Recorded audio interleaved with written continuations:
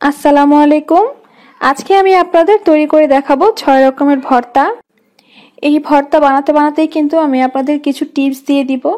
এই ভর্তা বানানোর সময় মরিচ ডললে কিন্তু হাত অনেক জ্বলে, তো সেই জ্বলা কমানোর উপায়টাও বলে দিব, সাথে থানকুনি পাতা ভর্তার উপকারিতাও বলে দিব। এই ভর্তাগুলো কোনো রকম বাটাবাটির ঝামেলা ছাড়াই তৈরি করা যাবে, আর এটা তৈরি করতে আমার সময় লেগেছে প্রায় 40 মিনিটের মতো। তো আশা করি আপনাদের কাছেও আমার ভর্তার রেসিপিগুলো ভালো লাগবে। তো চলুন দেখে নিই কীভাবে এই ভর্তাগুলো বানাতে হবে। ফার্স্টে আমি ট্রেডিশনাল আলুর ভর্তা দিয়ে শুরু করছি। এটা বানাতে আমি নিয়েছি 2টি বড় সাইজের আলু। আলুটা সেদ্ধ করে ম্যাশ করে নিয়েছি। আর নিয়েছি ধনিয়া পাতা কুচি, 5টি শুকনো মরিচ এবং পেঁয়াজ কুচি। এবার স্বাদ মতো লবণ আর 6 চা চামচ সরিষার তেল দিয়ে পেঁয়াজটা খুব ভালোভাবে মথে নিতে হবে। মথে একদম নরম করে নিতে হবে।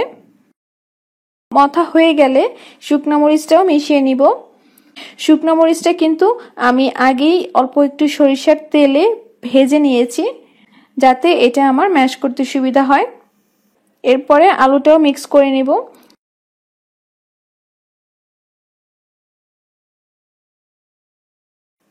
সবকিছু মেশানো হয়ে গেছে, ব্যাস তৈরি হয়ে গেল সবার প্রিয় আলু ভর্তা। আরেকটি পদ্ধতি হলো, এইখানে ভর্তা কিন্তু চাইলে সরিষার তেল দিয়ে সম্পূর্ণ ভর্তাটা তৈরি হওয়ার পরে ভাজতে পারেন, ভেজে খেতে পারেন, সেটাও অনেক ভালো লাগবে।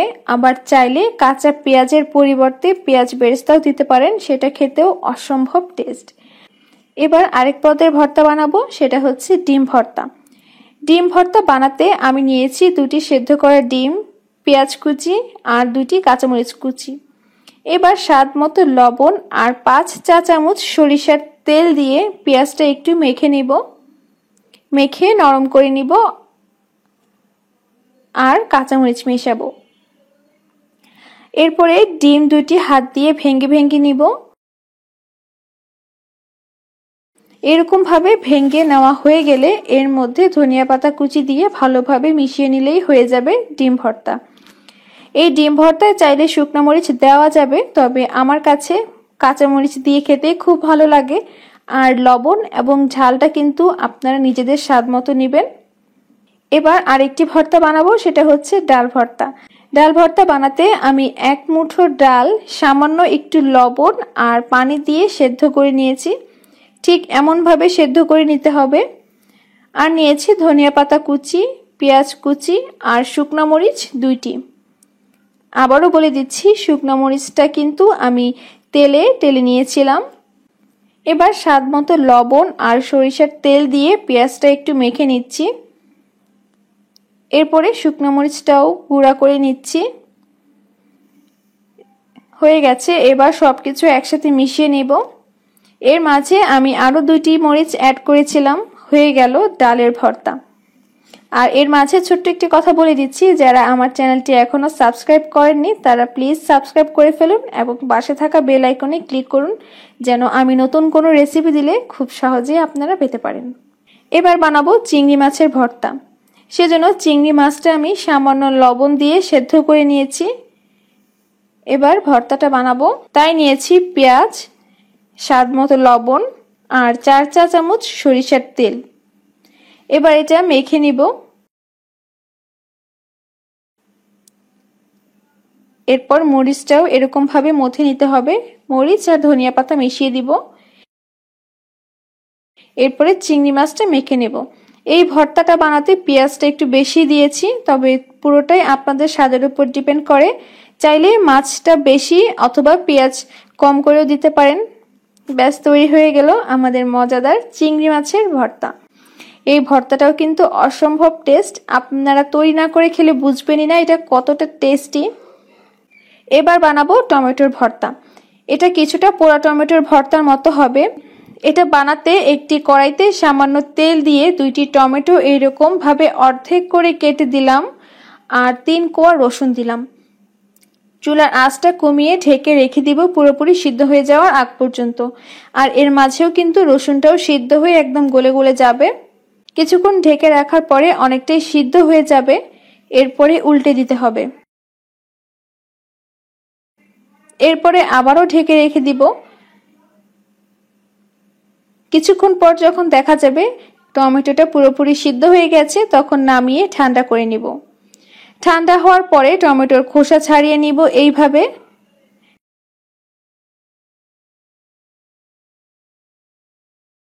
এবার রসুনের কোয়াটাও দিয়ে মথে নিব, আর দিয়ে দিব পেঁয়াজ কুচি এবং স্বাদমতো লবণ, আর শুকনো মরিচও দিয়ে দিচ্ছি। আমি এখনো কোনো সরিষার তেল দেইনি, তবে দিব। এখানে সবকিছু মাখা হলে যে কড়াইতে টমেটোটা সিদ্ধ করেছিলাম সেই কড়াইতেই 2 টেবিল চামচ সরিষার তেল দিয়ে সেই টমেটো মাখাটা দিয়ে একটু ভেজে নেব। টমেটোর এক্সট্রা পানিটা শুকিয়ে নিব। শুকিয়ে গেলে চুলাটা অফ করে দেব এবং এর উপরে ছিটিয়ে দিচ্ছি ধনিয়া পাতা কুচি। একদম সামান্য একটু চিনি দিয়ে দিচ্ছি। চিনিটা না দিলেও চলবে, তবে দিলে স্বাদটা অনেক বেশি ভালো লাগে, কারণ এটার মধ্যে টক, ঝাল আর মিষ্টি একটা স্বাদ পাওয়া যায়। এবার নামিয়ে নিচ্ছি। ব্যাস, তৈরি হয়ে গেল মজাদার টমেটোর ভর্তা। এবার সবশেষে বানাবো সবচেয়ে উপকারী থানকুনি পাতার ভর্তা।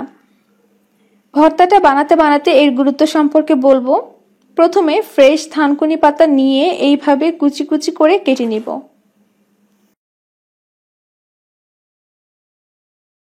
তারপরে পেঁয়াজ আর লবণ দিয়ে ভালোভাবে মথে সরিষার তেল আর মরিচ সহ থানকুনি পাতাটা মেখে নিব।